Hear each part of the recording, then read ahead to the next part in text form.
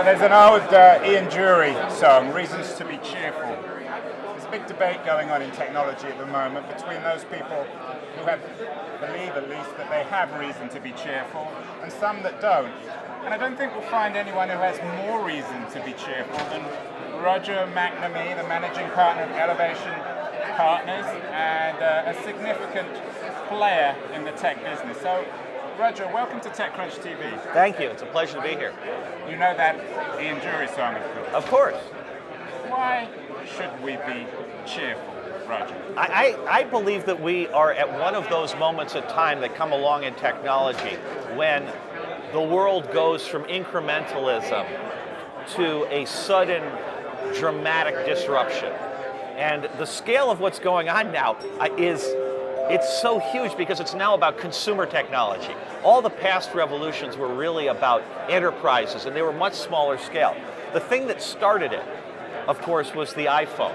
And the way I describe this is we still use the words web and internet interchangeably, but thanks to app-based phones like the iPhone, half of all the internet-connected devices today are going through cell phones, right? They're smartphones. They're not actually running through the classic internet. And I believe that disruption caused by Apple has caused the past market leaders like Google, like Microsoft, to go from being monopolists across the whole market to being literally losing half the addressable market because they have no economic leverage from smartphones.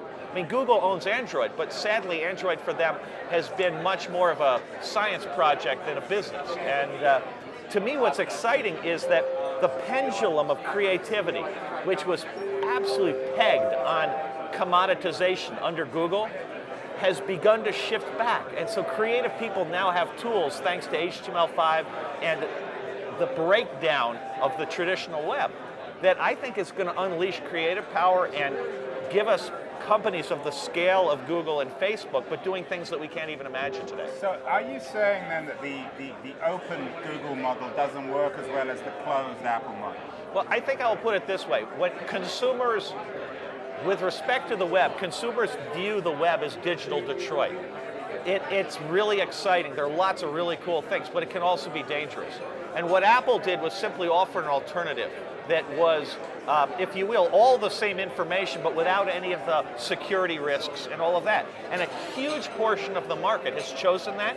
And importantly, the money that they spent, because Apple charges for the hardware, the money they spend has overwhelmed all the spending on the web the last 3 years. So I think the answer is yes. I think Google's open model suffers from a lack of coordination, and consumers really prefer highly integrated, really easy to use products. And we're in a consumer-driven market, so I think Google's model is structurally less likely to succeed. And in some ways, then, you could be interpreted as a reactionary then, because the progressives still believe in the idea of openness. I don't think it's a political issue, okay? So I sit here and I think what Google does is really, really important as a check against what Apple and others do. And the truth is, we're not done with the web. The web has to be re-engineered, though. And HTML5 is still going to be very bad for Google, I believe, because it shifts the power to the creator. I just think that Google's model, one could easily argue that Google's model is reactionary because the middlemen control absolutely everything. Remember, Google did not let people have brands or fonts or any kind of differentiation at all. I mean, that's a totalitarian model.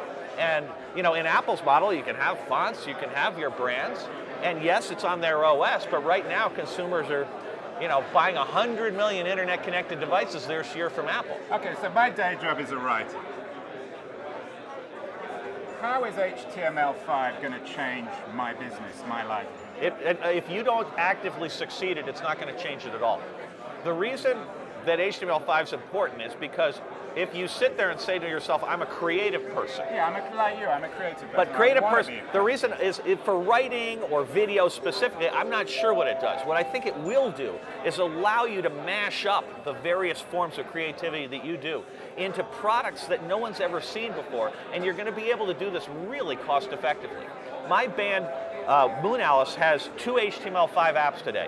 One of them is 400 shows of audio, every single song from 400 shows. The other is we broadcast every one of our shows live in high definition to iPhones and iPads without an app.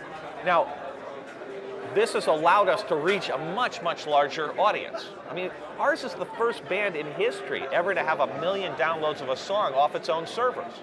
And the point is, I don't think either side wins, okay? I don't think Google wins, I don't think Apple wins. I think these are opposing forces that will always be swinging back and forth. And Apple right now is in a position of such dominance that all the people who lost because of their success, Google, Microsoft, Cisco, and everybody else, are going to sit there and they're looking for ways to take HTML5 and regain an advantage. And to me, it's that give and take and play that makes it so exciting. Have we seen an HTML5-centric company yet? Well, there are many people who have begun doing it. I think of the companies that exist and that we know today, the company most likely to benefit is Adobe in the near term. Because as they put HTML5 into their creative suite, you know, if you're working with Photoshop or you're working with any of the other products that they have, having the HTML5 direct output is going to be a huge deal.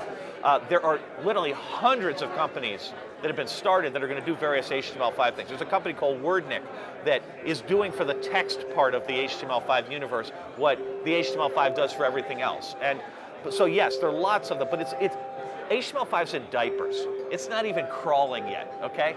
So we're a long way. It'll probably take... At least you didn't use the baseball analogy. It'll probably take 3 or 4 years before I think it's solid enough that you're going to be able to do transactional retail sites in it. So it's, you know, we're in prehistory on HTML5 right now. How does HTML5 play in the social space when it comes to the hot networks like Facebook and Twitter? Yeah, it's a great, it remains to be seen.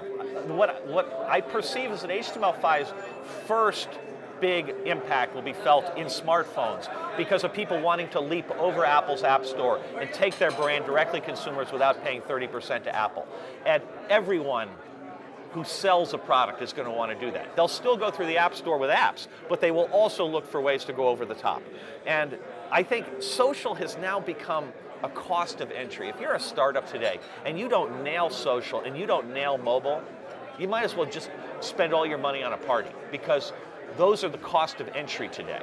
And the notion that any startup is going to be able to operate in today's net environment without social functionality strikes me as unlikely.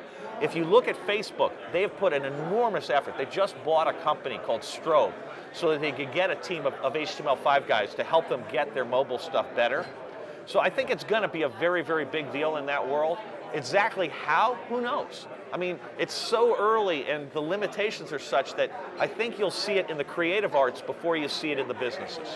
Roger, any advice to all the tens of thousands of startup entrepreneurs watching this, what they should and shouldn't do, any sectors? So I have been open sourcing my investment insight for the past year. And anyone who's watching this can download my slide deck from the About section of the elevation.com website. And my email is roger@elevation.com. If you have some feedback on the thing or question, you can send it to me. I can't guarantee I'll respond to every email, but I do try to. And the most important thing I would say to you today is to remember, for some reason, people believe today that the key to success in venture capital is getting funded. That has never been true, and it's not true today. The trick in venture capital is finding a product people want to use.